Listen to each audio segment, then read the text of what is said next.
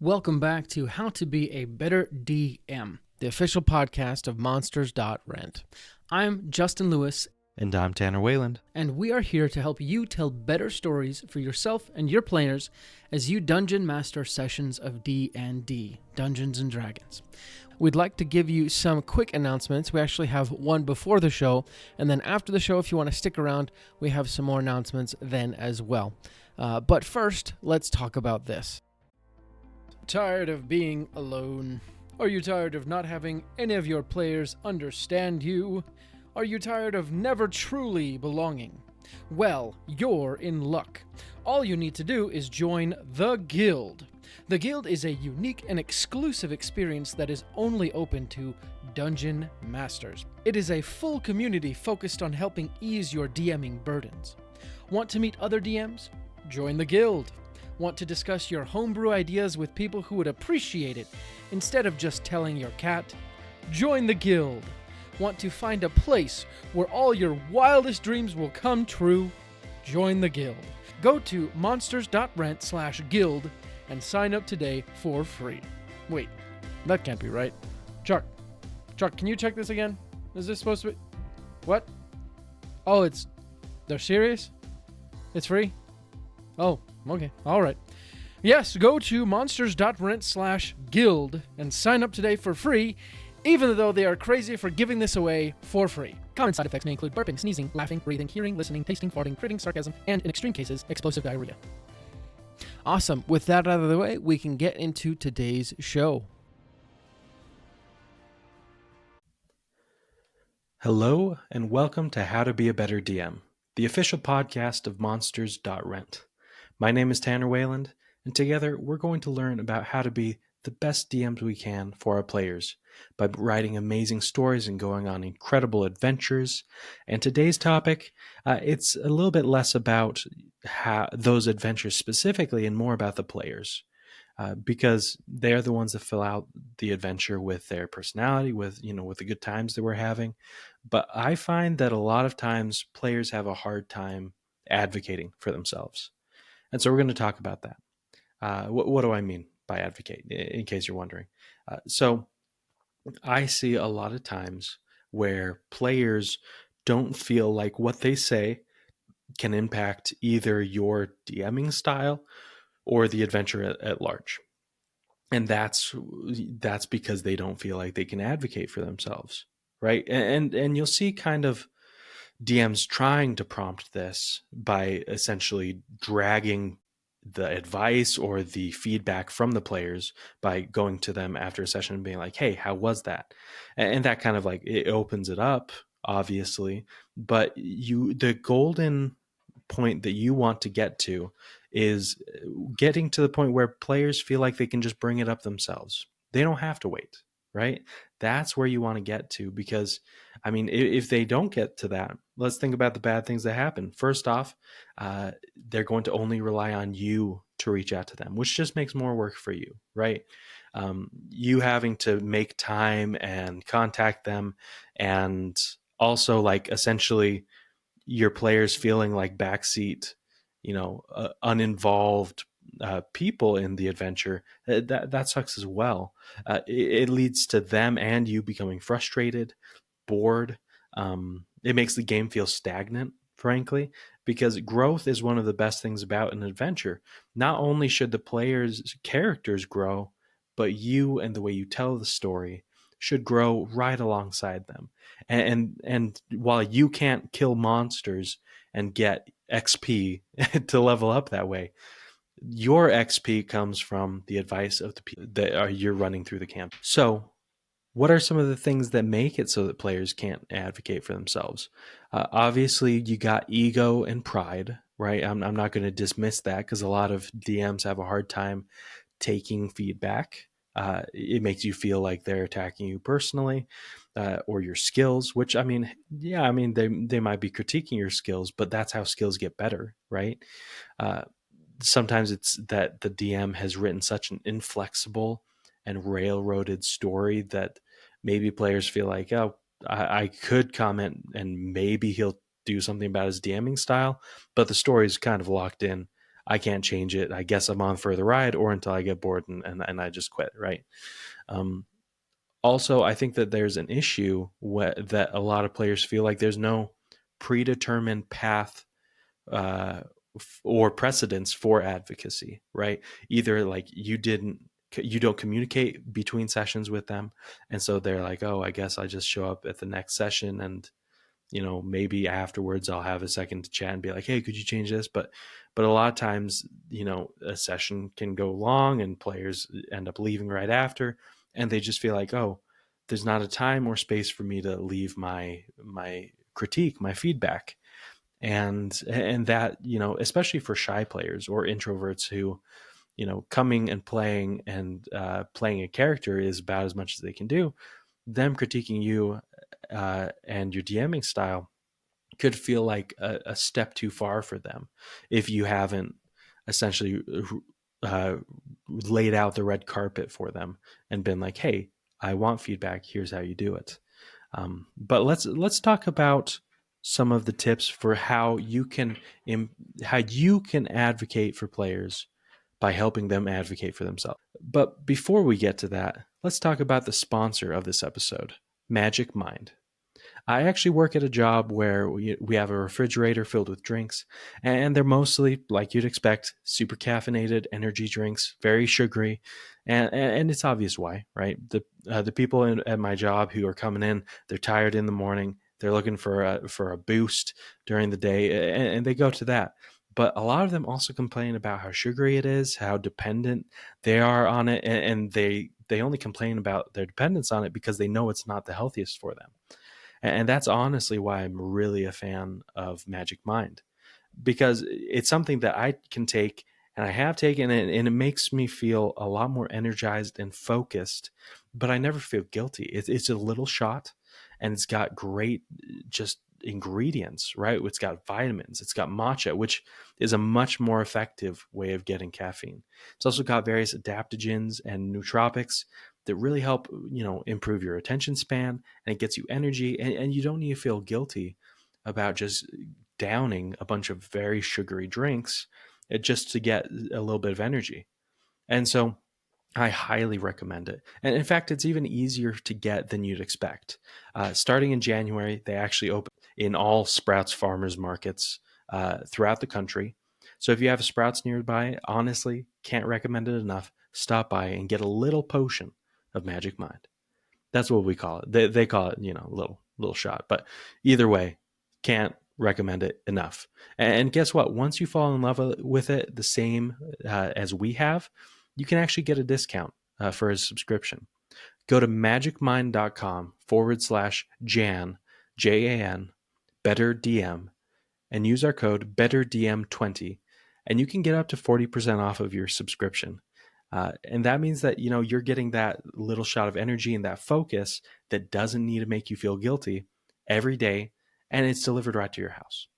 So once again, go to magicmind.com/Jan, better DM, and use our code BetterDM20 to get yours today. Now, let's get back to the topic at hand: players advocating for themselves. Here's some tips that I think, you might be doing some of them, but if you do it together, you're really going to create a culture of advocacy that you just can't deny the importance of. First, you got to communicate between every session, at least once, right? Players need to know that, like, hey, I'm going to get a chance to give my 2 cents every session, or at least between every session. And if that happens, they're going to see, first off, okay, the DM cares. They wouldn't ask every week if I had any feedback if they didn't want it.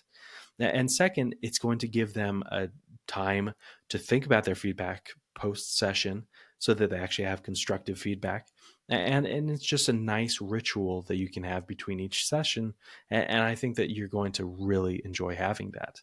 It's going to up your DM game and make it so that they feel like you advocate for them every time. It's going to up your DM game so much because your players are going to be like, hey, it's expected. We kind of have a pattern of feedback improvement. And on that note, it's really important that you actually do implement their advice. Because if you're sitting there asking for like, hey, how could I get better? And then week after week, it's not getting better, then what can you expect, right?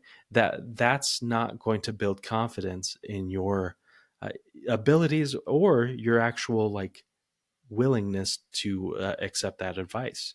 So you've got to implement it, take notes, make plans, and then act. Um, but also, when you're getting that advice, try and get it as as specific as you can.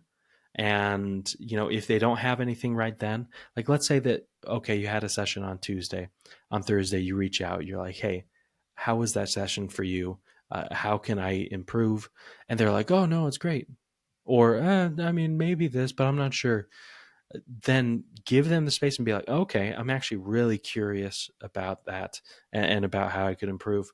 I know that you're typically easy to please, but uh, if you can think of anything, could you, take a week and let me know, jot down some ideas and, jot down some ideas for how you could improve. And if you ask the players this, then that gives them time and an expectation that like, hey, I really, really want this feedback. And I'm not just giving you a chance to be like, oh, no, I'm good. But you actually are genuinely seeking for advice. So, treat this as if it was as if you were a manager and you're like, oh, hey, I want constructive feedback. Get it to me within a week. If you kind of treat it like that, then the players are going to have more time and motivation to give you some really useful advice. Um, but that's but it's also important when they give that advice, aside from implementing it, don't take it harshly, because not all players are as measured, I guess I'll say, in their tones and in the way that they phrase things. So there's a chance that you could get your feelings hurt, like a strong chance, where they're like, oh, I don't really I don't feel really drawn in by how you tell, cutscenes essentially, or how you explain the setting. And guess what? That kind of hurts that, like, oh, you've been putting in this effort to explain, this waterfall that they had a huge fight at. And apparently that was just poorly done. So, don't get your feelings hurt.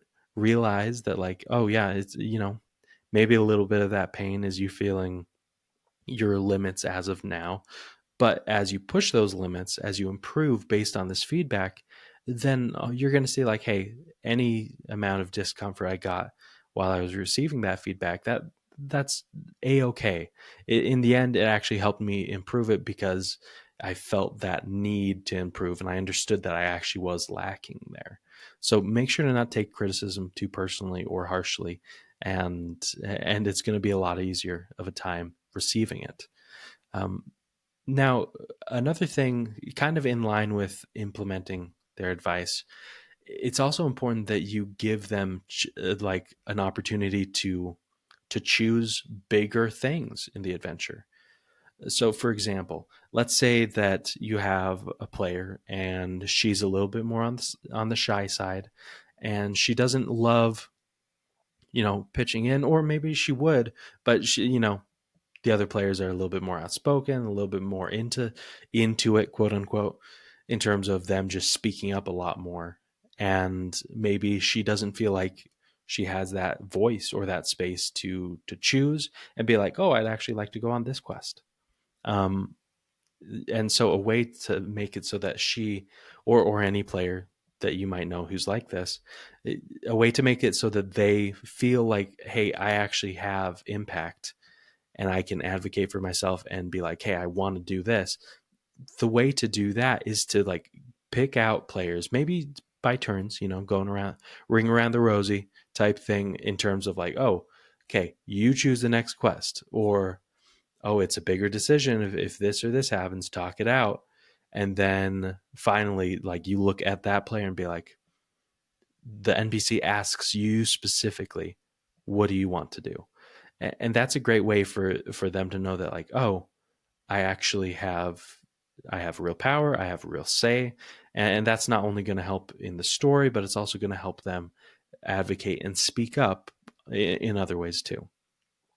And finally, I think I think it's really important to thank them for their feedback, right? When you implement feedback and you find that, like, oh my goodness, combat has gone so much more quickly, right?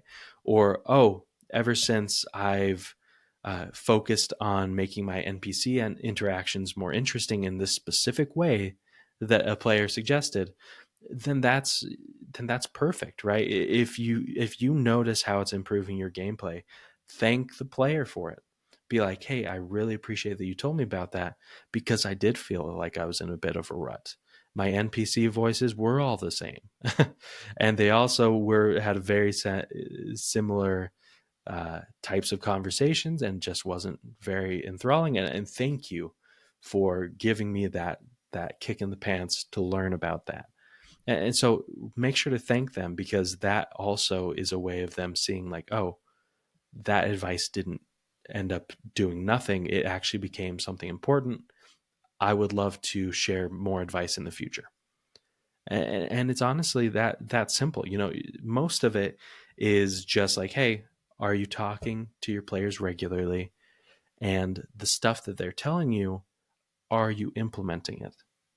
And then letting them know how you've implemented it and thanking them for that. If you're able to do that, then they're going to feel a lot better about it. You're going to feel a lot better about it. And like I mentioned at the start, you're going to find that you're leveling up right alongside the characters that your players are playing. And that's going to make for a much better game. And I can't recommend it enough. So go out there, talk with your players, get advice, even if it stings. And until next time, let's roll initiative. Thank you for listening to today's show.